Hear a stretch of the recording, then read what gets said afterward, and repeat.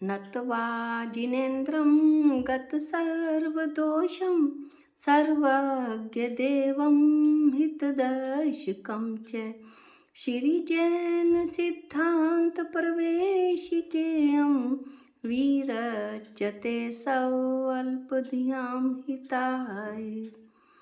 आज हम जैन सिद्धांत प्रवेशिका के अंतर्गत अभाव और उसके भेदों का वर्णन करेंगे।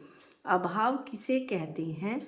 एक पदार्थ में दूसरे पदार्थ के न होने को अभाव कहते हैं, जैसे चेतन में पुद्गल का न होना। अभाव के कितने भेद हैं? अभाव के 4 भेद होते हैं। नंबर 1 प्राग भाव, नंबर 2 प्रध्वंसा भाव, नंबर 3 अन्योन्या भाव और नंबर 4 अत्यंता भाव। अब अगला प्रश्न है, प्राग भाव किसे कहते हैं? एक द्रव्य की वर्तमान पर्याय का उसी द्रव्य की पूर्व पर्याय में अभाव सो प्राग भाव कहलाता है। जैसे दही में दूध का अभाव होना। जो सब्जी बन चुकी है, कढ़ाई में है, उस सब्जी में जिस कच्ची सब्जी से जो बनी है वो उसका अभाव होना।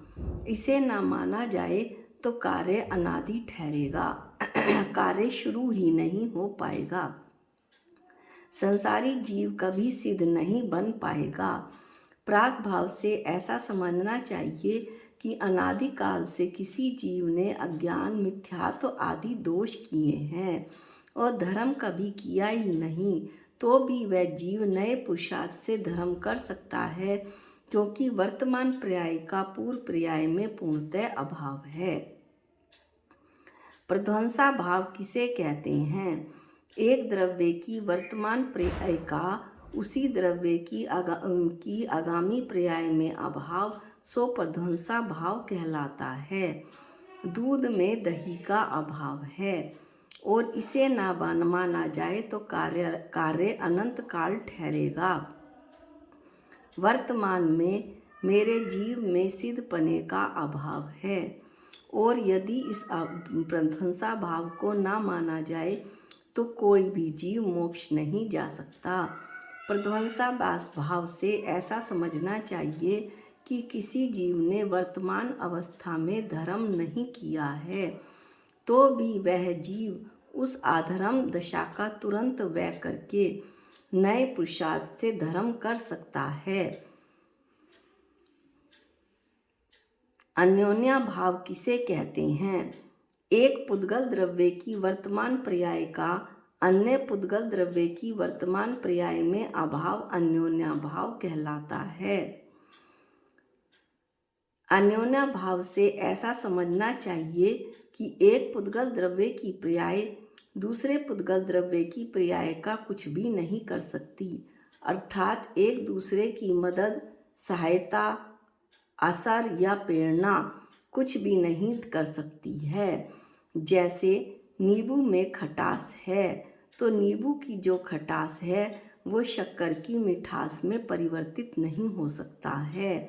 नींबू की खटास नींबू में रहेगी और शक्कर की खटास शक्कर में ही रहेगी। इस तरह से हम अन्योन्या भाव को समझ सकते हैं। अत्यंता भाव किसे कहते हैं? एक द्रव्य में दूसरे द्रव्य का जब अभाव होता है तो ये अत्यंता भाव कहलाता है। इसे ना माना जाए तो विश्व जो 6 द्रव्यों से मिलकर बना है, ये 6 द्रव्य स्वतंत्र और भिन्न नहीं ठहरेंगे। 6 द्रव्य के 7 द्रव्य हो जाएंगे या 7 द्रव्य के 5 द्रव्य बन जाएंगे, जो कदापि भी संभव नहीं है। अत्यंता भाव से ऐसा समझना चाहिए कि प्रत्येक द्रव्य में दूसरे द्रव्य का अभाव होने से कोई द्रव्य अन्य द्रव्यों की पर्यायों को कुछ भी नहीं करता, अर्थात सहायता, असर, मदद या प्रेरणा इत्यादि कुछ नहीं करता। शास्त्र में यदि कुछ अन्य में करने कराने का कथन है भी, जैसे मिट्टी के घड़े को घी का घड़ा कहना, तो इसके समान ये व्यवहार का कथन है। इस तरह से अन्य कथन भी व्यवहार के कथन हैं, ये सत्य नहीं है। जैसे शरीर व आत्मा का एक साथ क्षेत्र अवगाह रहते हैं, लेकिन शरीर कभी भी आत्मा नहीं हो सकता और आत्मा कभी भी शरीर नहीं हो सकती। शरीर तो जड़ है और आत्मा चेतन है।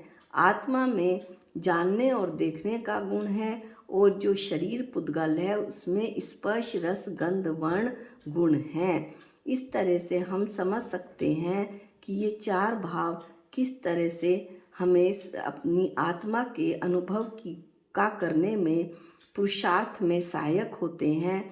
यदि हम ये मान कर बैठ जाएं कि हमारी वर्तमान पर्याय ही सब कुछ है, तो हम कभी भी आगामी अवस्था को सम्यक दर्शन को प्राप्त करने के लिए कोई भी पुरुषार्थ नहीं करेंगे।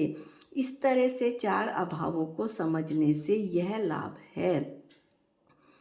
अब इनमें से जो तीन अभाव हैं, प्राग भाग, प्रध्वंसाभाव और अन्योन्याभाव, वे पर्याय की अपेक्षा से कहे गए हैं और जो अत्यंता भाव है वो द्रव्य की अपेक्षा से कहा गया है। आज के वीडियो में इतना ही। अगले वीडियो में हम तत्व का स्वरूप और तत्व कितने होते हैं ये जानेंगे। जा वाणी के ज्ञान से सूझे लोकालोक, जो वाणी मस्तक नमो सदा दे तुहूँ धोख।